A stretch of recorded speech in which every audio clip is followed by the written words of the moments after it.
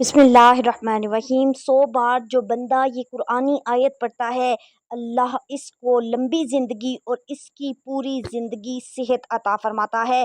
قبر کی وحشت، تنہائی اور عذاب سے یہ آیت بچائے گی اور جنت تک لے جائے گی۔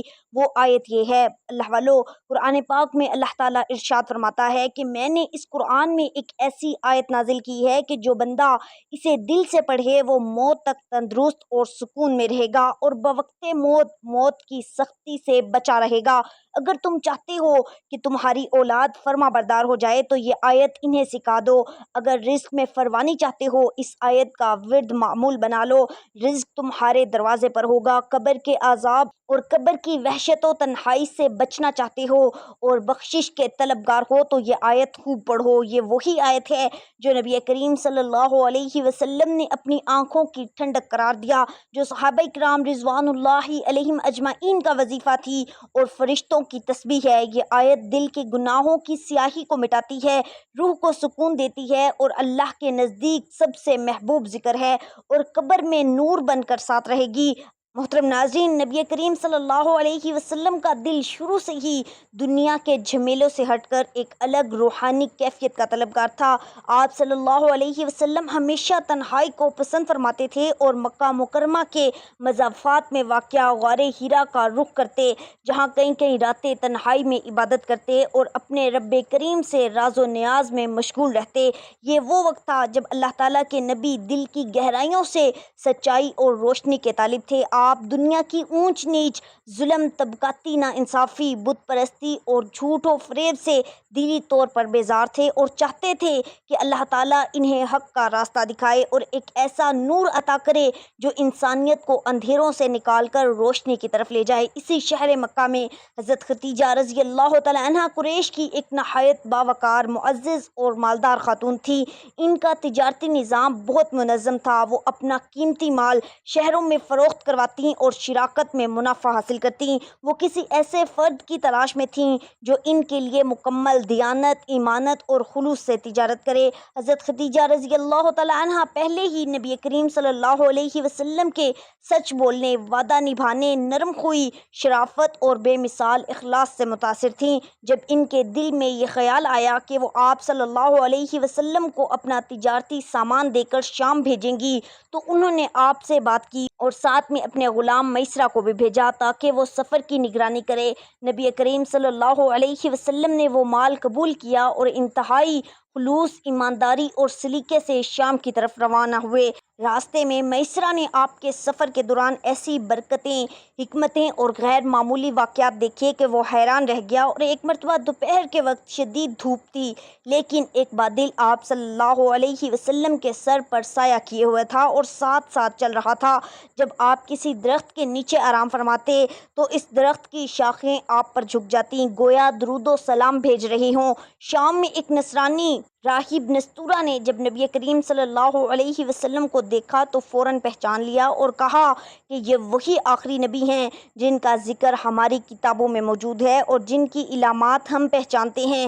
جب نبی کریم صلی اللہ علیہ وسلم مکہ واپس تشریف لائے اور حضرت خدیجہ کو نہ صرف مال و منافع لوٹایا بلکہ ان کے ساتھ ایسا حسن سلوک، شفاف انداز اور بھروسہ پیش کیا جو اس سے پہلے کسی تاجر نے نہ کیا تھا تو حضرت خدیجہ رضی اللہ تعالی عنہ کا دل آپ کے اخلاص سے اور بھی زیادہ متاثر ہوا۔ انہوں نے میسرہ سے تفصیلات سنی اور نبی کریم صلی اللہ علیہ وسلم کی عظمت ان کے دل میں مزید راسخ ہو گئی۔ چنانچہ انہوں نے اپنی سہیلی نفیسہ کے ذریعے نبی پاک صلی اللہ علیہ وسلم کو نکاح کی پیشکش کی۔ نبی پاک صلی اللہ علیہ وسلم نے اپنے چچا حضرت ابو طالب سے مشورہ فرمایا اور پھر نکاح پر رضامندی ظاہر کی۔ نکاح کی تقریب حضرت خدیجہ کے چچا عمرو بن عاص نے پڑھائی۔ نبی کریم صلی اللہ علیہ وسلم نے حضرت خدیجہ رضی اللہ تعالی عنہ کو 20 اونٹ مالیت کے مہر دیا۔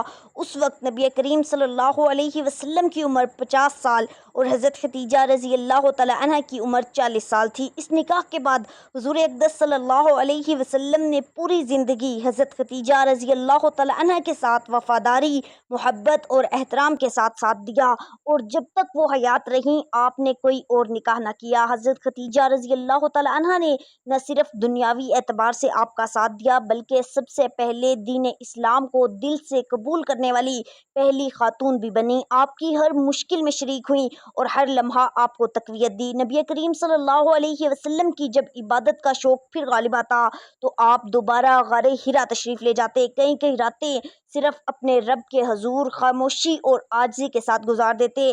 آپ وہاں فاقے کی حالت میں بھی دل کو سکون دینے والی عبادت کرتے ہوئے دکھ درد لب پر نہ لاتے، بس اپنی ذات کو اللہ کے سامنے جھکاتے اور دل میں ایک ہی سوال ہوتا کہ اے رب کریم مجھے سچ دکھا دے۔ اسی دوران ایک دن جب آپ تنہا عبادت میں مشغول تھے، اللہ تعالیٰ نے حضرت جبرائیل علیہ السلام کو پہلی وحی دے کر بھیجا۔ حضرت جبرائیل علیہ السلام نے آ کر نبی کریم صلی اللہ علیہ وسلم سے کہا، اللہ تعالیٰ قرآن پاک میں ارشاد فرماتا ہے، پڑھیے اپنے رب کے نام سے جس نے پیدا کیا، جس نے انسان کو خون کے لوتھڑے سے بنایا۔ پڑھیے اور آپ کا رب سب سے زیادہ بزرگی والا ہے، جس نے قلم کے ذریعے علم سکھایا، انسان کو وہ کچھ سکھایا جو وہ نہ جانتا تھا۔ نبی کریم صلی اللہ علیہ وسلم پر یہ کیفیت ایک روحانی لرزہ بن کر طاری ہوئی اور آپ کانپتے ہوئے گھر واپس لوٹے۔ آپ نے فرمایا، مجھے چادر اڑھاؤ، مجھے چادر اڑھاؤ۔ حضرت خدیجہ رضی اللہ تعالی عنہ نے آپ کو تسلی دی، آپ کو سنبھالا اور فرمایا، اللہ کی قسم اللہ آپ کو کبھی رسوا نہیں کرے گا۔ آپ صلہ رحمی کرتے ہیں، سچ بولتے ہیں، یتیموں کا سہارا بنتے ہیں، مسکینوں کی مدد کرتے ہیں، مہمان نواز ہیں اور ہر سچائی کا ساتھ دیتے ہیں۔ پھر وہ اپنے چچا زاد بھائی ورقہ بن نوفل کے پاس لے آئیں، جو ایک عالم اور تورات و انجیل کا علم رکھنے والے بزرگ تھے۔ انہوں نے جب تفصیلات سنی تو کہا، یہ وہی ناموس اکبر ہے جو حضرت موسیٰ علیہ السلام پر بھی نازل ہوا تھا۔ کاش میں اس دن زندہ ہوتا جب آپ کی قوم آپ کو شہر بدر کرے گی۔ نبی کریم صلی اللہ علیہ وسلم نے حیرانی سے فرمایا، کیا وہ مجھے نکال دیں گے؟ ورقہ نے جواب دیا، جی ہاں، کیونکہ جس پر اللہ کی وحی نازل ہوتی ہے اس سے یہ دشمنی کرتے ہیں۔ کچھ عرصے کے لیے وحی کا سلسلہ رکا رہا، جسے فطرت الوحی کہا جاتا ہے۔ اس دور میں نبی کریم صلی اللہ علیہ وسلم بہت بے چین اور متفکر رہتے۔ آپ کو نیند نہ آتی، دل میں خلا محسوس ہوتا اور راتوں کو دل بے قرار رہتا، مگر اللہ تعالیٰ نے ایک بار پھر حضرت جبرائیل علیہ السلام کو وحی کے ساتھ بھیجا۔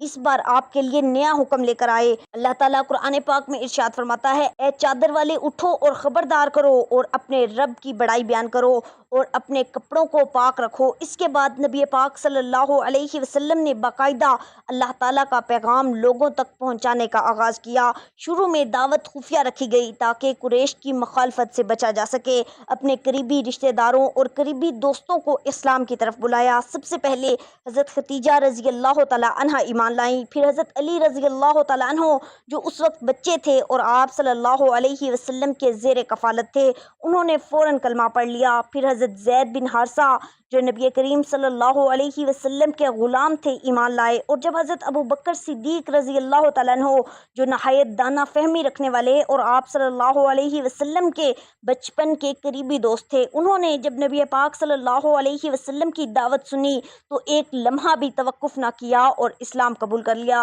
حضرت ابو بکر صدیق رضی اللہ تعالیٰ عنہ کی شخصیت اتنی با اثر تھی کہ ان کے ذریعے حضرت عثمان بن عفان، حضرت عبد الرحمن بن عوف، سعد بن ابی وقاص اور طلحہ بن عبید اللہ جیسے جلیل القدر صحابہ اسلام میں داخل ہوئے۔ آپ نے نہ صرف خود ایمان لایا بلکہ دوسروں کے دلوں کے دروازے بھی کھولے۔ نبی کریم صلی اللہ علیہ وسلم کی نبوت کا سورج مکہ کی وادیوں میں آہستہ آہستہ طلوع ہونے لگا اور وہ روشنی پھیلنے لگی جو آج تک قائم ہے۔ دعوت خفیہ 3 سال تک جاری رہی۔ اس دوران مسلمان چھپ چھپ کر نماز پڑھتے اور قرآن مجید سنتے۔ ان کا اجتماع دار ارقم کے گھر میں ہوتا، جہاں نبی کریم صلی اللہ علیہ وسلم ان کو دین سکھاتے، اللہ تعالیٰ کی آیات سناتے اور جنت کی خوشخبریاں دیتے۔ قریش کی مخالفت شدید ہوتی جا رہی تھی، لیکن نبی کریم صلی اللہ علیہ وسلم کے چہرے پر کبھی مایوسی کے آثار نہ آتے، یہاں تک کہ اللہ تعالیٰ کا ارشاد نازل ہوا کہ اپنے قریبی رشتہ داروں کو اعلانیہ خبردار کرو تو نبی پاک صلی اللہ علیہ وسلم صفا پہاڑی پر چڑھے اور قریش کو بلند آواز سے پکارا، اے قریش کے لوگوں، اگر میں تمہیں کہوں کہ اس وادی کے پیچھے ایک لشکر ہے جو تم پر حملہ کرنے والا ہے تو کیا تم میری بات مانو گے؟ سب قریش نے یک زبان ہو کر کہا، ہاں، ہم نے آپ کو ہمیشہ سچا پایا ہے اور آپ نے کبھی جھوٹ نہیں بولا۔ تب آپ صلی اللہ علیہ وسلم نے فرمایا، تو سن لو کہ میں تمہیں ایک بڑے عذاب سے ڈرانے آیا ہوں۔ اللہ ایک ہے اور اس کے سوا کوئی معبود نہیں ہے اور محمد صلی اللہ علیہ وسلم اس کے بندے اور رسول ہیں۔ لوگوں نے حیرت سے ایک دوسرے کو دیکھا، کچھ سہم گئے، کچھ دل میں مان گئے، مگر ظاہر میں خاموش رہے۔ ابو لہب نے طنز کیا اور کہا، ہمارا سارا دن اس لیے ضائع کیا۔ تو اللہ تعالیٰ نے فوراً سورہ لہب نازل فرمائی۔ اللہ تعالیٰ قرآن پاک میں ارشاد فرماتا ہے، ابو لہب کے دونوں ہاتھ ٹوٹ گئے اور وہ خود بھی برباد ہو گئے۔ اس کے بعد نبی کریم صلی اللہ علیہ وسلم نے دعوت اسلام کا دائرہ وسیع کیا اور تمام مکہ والوں کو اسلام کی طرف بلانے لگے، مگر قریش کے سردار دشمن ہو گئے اور ظلم و ستم کا بازار گرم کر دیا۔ مسلمانوں کو ستایا گیا، ان کو غلام کی طرح بیچا گیا، ان پر گرم ریت بچھائی گئی، ان کے چہروں پر کالک مل دی گئی اور ان سے ایمان چھوڑنے کا مطالبہ کیا گیا۔ حضرت بلال رضی اللہ تعالیٰ عنہ کو دوپہر کی تپتی ریت پر لٹا کر ان کی پیٹھ پر وزنی پتھر رکھے جاتے اور ان سے کہا جاتا کہ محمد کا انکار کرو، مگر وہ احد احد پکارتے رہے۔ حضرت خبیب کو دہکتے انگاروں پر لٹایا گیا، ان کی پیٹھ کی چربی پگھل کر انگاروں کو بجھاتی رہی۔ حضرت سمیہ رضی اللہ تعالیٰ عنہ اور ان کے شوہر یاسر رضی اللہ تعالیٰ عنہ کو اتنا مارا گیا کہ سمیہ شہید ہو گئیں اور اسلام کی پہلی خاتون شہیدہ بنی۔ حضرت یاسر بھی راہ حق میں جان دے گئے۔ نبی کریم صلی اللہ علیہ وسلم خود بھی ان مظالم کو دیکھتے اور صحابہ کو تسلی دیتے۔ فرمایا، صبر کرو، اللہ کا وعدہ سچا ہے، جنت تمہارا ٹھکانہ ہے، تم ہی کامیاب ہوگے۔ نبی کریم صلی اللہ علیہ وسلم راتوں کو روتے اور دن کو اپنے رب سے صبر مانگتے، یہاں تک کہ ایک دن قریش نے نبی کریم صلی اللہ علیہ وسلم سے کہا، اگر تم واقعی نبی ہو تو ہمیں کوئی معجزہ دکھاؤ، ہم تمہیں مانیں گے۔ تو نبی کریم صلی اللہ علیہ وسلم نے چاند کی طرف اشارہ کیا۔ اللہ کے حکم سے چاند کے دو ٹکڑے ہو گئے، ایک ٹکڑا جبل ابو قیس کے ایک طرف چلا گیا اور دوسرا دوسری طرف۔ لوگوں نے اپنی آنکھوں سے یہ منظر دیکھا مگر پھر بھی ایمان نہ لائے اور کہنے لگے، یہ تو جادو ہے جو گزر جائے گا۔ اللہ تعالیٰ قرآن پاک میں فرماتا ہے، قیامت قریب آ گئی اور چاند پھٹ گیا، مگر وہ نشانی دیکھ کر پھر بھی منہ موڑ گئے اور کہنے لگے، یہ تو مسلسل جادو ہے۔ پھر ظلم اس حد تک بڑھ گیا کہ اللہ تعالیٰ نے حضور اقدس صلی اللہ علیہ وسلم کو صحابہ کی جانیں بچانے کے لیے حبشہ کی طرف ہجرت کا حکم دیا۔ وہاں کا نصرانی بادشاہ نجاشی ایک نیک دل اور انصاف پسند انسان تھا۔ نبی کریم صلی اللہ علیہ وسلم نے صحابہ کرام کو حکم دیا کہ حبشہ چلے جاؤ، وہاں کا بادشاہ کسی پر ظلم نہیں کرتا۔ جب مسلمان وہاں پہنچے تو نجاشی نے ان کا خیر مقدم کیا۔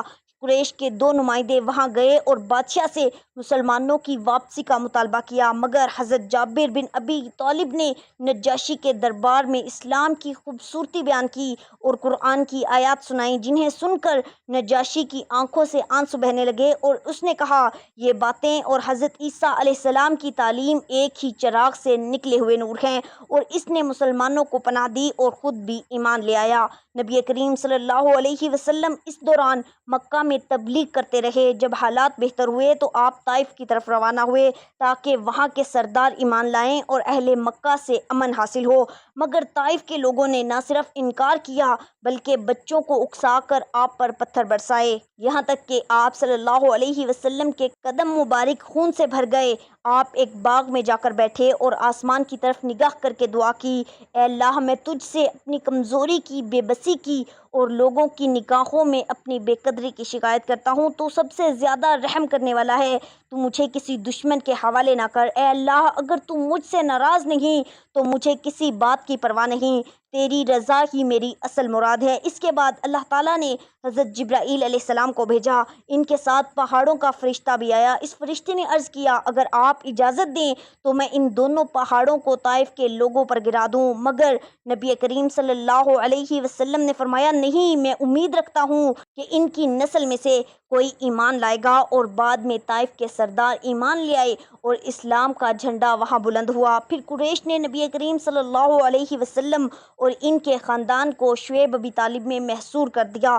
3 سال تک بنو ہاشم کا مکمل بائیکاٹ کیا گیا۔ کوئی کھانا پانی، دوا، شادی، کاروبار کچھ بھی میسر نہ تھا۔ بچے بھوک سے روتے تھے، کھجور کے پتے اور چمڑے کھائے جاتے، مگر صبر تھا، ایمان تھا، اللہ پر یقین تھا، اور وہی یقین اللہ کی مدد کو کھینچ لایا۔ اللہ تعالیٰ نے قریش کے ظالم سرداروں کے دلوں میں نرمی ڈالی، بائیکاٹ ختم ہوا، اور ان دنوں حضرت حمزہ رضی اللہ تعالیٰ عنہ نے اسلام قبول کر لیا۔ ان کا قبول اسلام قریش کے لیے ایک زلزلہ ثابت ہوا۔ پھر حضرت عمر رضی اللہ تعالیٰ عنہ ایمان لائے، جنہوں نے دار ارقم میں آ کر کلمہ پڑھا، اور اس کے بعد اسلام کو پہلی بار کھل کر طاقت ملی۔ نبی کریم صلی اللہ علیہ وسلم نے فرمایا، اے اللہ، عمر بن خطاب یا ابو جہل میں سے کسی ایک کے ذریعے اسلام کو تقویت عطا فرما۔ تو اللہ تعالیٰ نے حضرت عمر کو چن لیا اور اسلام سربلند ہوا۔ اللہ والو، سورۃ الفاتحہ قرآن پاک کی پہلی سورت ہے جسے ام القرآن یعنی قرآن کی ماں کہا جاتا ہے۔ یہ 7 آیات پر مشتمل ایک مختصر مگر جامع دعا ہے جو ہر نماز میں پڑھی جاتی ہے۔ اس میں اللہ کی حمد، اس کی رحمت، قیامت کے دن کی ملکیت، سیدھے راستے کی طلب اور گمراہ قوموں سے بچنے کی دعا شامل ہے۔ اس سورت کو شفا بھی کہا گیا ہے۔ نبی کریم صلی اللہ علیہ وسلم نے فرمایا، یہ شفا ہے ہر بیماری کے لیے۔ جب دل سے یقین کے ساتھ پڑھی جائے تو جسمانی اور روحانی بیماریوں میں فائدہ دیتی ہے۔ سورۃ الفاتحہ بندے کو اللہ سے جوڑتی ہے، گناہوں کی معافی کا ذریعہ بنتی ہے اور دل کی تنگی دور کرتی ہے۔ رزق کی تنگی ہو یا پریشانی، سورۃ الفاتحہ کو کثرت سے پڑھنے والا سکون اور آسانی پاتا ہے۔ یہ دعا بھی ہے، ذکر بھی ہے، شفا بھی ہے اور نجات کا راستہ بھی۔ اللہ تعالیٰ قرآن پاک میں ارشاد فرماتا ہے، یہ وہ کلام ہے، ہر بیماری کا علاج ہے۔ یہ وہ کلمات ہیں جنہیں خود اللہ تعالیٰ نے شفا قرار دیا ہے۔ یہ وہ نور ہے جو دل کو بھی اور جسم کو بھی طاقت دیتا ہے۔ جو ایمان کے ساتھ پڑھے اس کے لیے یہ آیت کی بہت ہے، شفا بھی ہے، رحمت بھی ہے اور بخشش کا دروازہ بھی۔ جب عمر ڈھلنے لگے، جب نظر کمزور ہو جائے، جسم تھکنے لگے، ہڈیاں دکھنے لگیں، ہاتھ کانپنے لگیں اور دل پریشان ہو جائے، تب دعا کے ساتھ اگر یہ آیت پڑھی جائے تو قرآن خود گواہ ہے کہ اللہ شفا عطا فرماتا ہے۔ 100 بار جو بندہ یہ قرآنی آیت پڑھتا ہے، اللہ تعالیٰ اس کو لمبی زندگی اور اس کی پوری زندگی صحت عطا فرماتا ہے۔ قبر کی وحشت و تنہائی کے عذاب سے یہ آیت بچائے گی اور جنت تک لے جائے گی۔ وہ آیت یہ ہے، اہدنا الصراط المستقیم۔ یہ آیت آپ نے کب، کیسے اور کتنی بار پڑھنی ہے، اس کا طریقہ میں آپ کو بتانے لگی ہوں۔ توجہ سے سنیے گا اور اس عمل کو نوٹ کر لیں۔ سب سے پہلے آپ نے حضور نبی پاک صلی اللہ علیہ وسلم کی ذات اقدس پر درود پاک کا نذرانہ پیش کرنا ہے۔ درود پاک آپ کوئی سا بھی پڑھ سکتے ہیں۔ ایک بار حصول برکت اور ثواب کی نیت سے میرے ساتھ بھی درود پاک پڑھ لیجئے۔ اللہم صلی علی محمد وعلی آل محمد کما صلیت علی ابراہیم وعلی آل ابراہیم انک حمید مجید۔ اللہم بارک علی محمد وعلی آل محمد کما بارکت علی ابراہیم وعلی آل ابراہیم انک حمید مجید۔ درود پاک پڑھنے کے بعد آپ نے 7 مرتبہ سورہ فاتحہ کی تلاوت کرنی ہے۔ بسم اللہ الرحمن الرحیم، الحمدللہ رب العالمین، الرحمن الرحیم، مالک یوم الدین، ایاک نعبد و ایاک نستعین، اہدنا الصراط المستقیم، صراط الذین انعمت علیہم غیر المغضوب علیہم ولا الضالین، آمین۔ 7 مرتبہ سورہ فاتحہ پڑھنے کے بعد آپ نے 1 مرتبہ آیت الکرسی پڑھنی ہے اور اس کے بعد آپ نے یہ آیت مبارکہ 100 دفعہ پڑھنی ہے۔ اہدنا الصراط المستقیم، اہدنا الصراط المستقیم۔ آپ نے اس آیت کی ایک تسبیح پڑھنے کے بعد درود پاک پڑھنا ہے جو آپ نے عمل کے شروع میں پڑھا تھا۔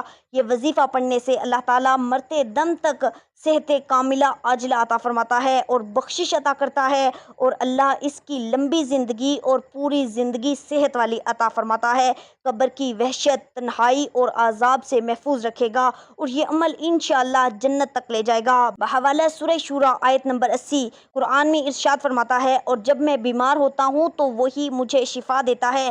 یہ حضرت ابراہیم علیہ السلام کا قول ہے جو انہوں نے اللہ کی صفات، رحمت و قدرت بیان کرتے ہوئے فرمایا، یہ آیت شفا کے، یقین، اللہ پر بھروسے اور دل کو تقویت دینے والی ہے۔ اس میں وہ یقین چھپا ہے جو ہر بیمار کو اللہ کی طرف رجوع کرنے کی دعوت دیتا ہے۔ اگر بڑھاپے میں آسانی چاہتے ہو، بیماریوں سے محفوظ رہنا چاہتے ہو، موت تک تندرستی اور سکون چاہتے ہو تو ان قرآنی آیات کو اپنا دائمی وظیفہ بنا لو۔ ایک تسبیح روزانہ پڑھنے سے اللہ پاک آپ کو شفائے کاملہ عاجلہ عطا فرماتے ہیں اور یہ کلمات بخش بخشش کا ذریعہ بھی ہیں، کیونکہ ان کلمات میں اللہ کی بڑائی اور پختہ یقین ہے اور اللہ سے دعا بھی ہے۔ اللہ تعالیٰ قرآن پاک میں فرماتا ہے، جس نے قرآن کو سہارا بنایا اس کا سہارا میں بن جاتا ہوں۔ جو قرآن کو تھام لے اللہ اسے گرنے نہیں دیتا۔ جو دل سے قرآن پڑھے اللہ اس کے دل سے وسوسے دور ہو جاتے ہیں۔ جو قرآن پاک کو دل میں بٹھا لیں اللہ تعالیٰ اس کے سینے کو نور سے بھر دیتا ہے۔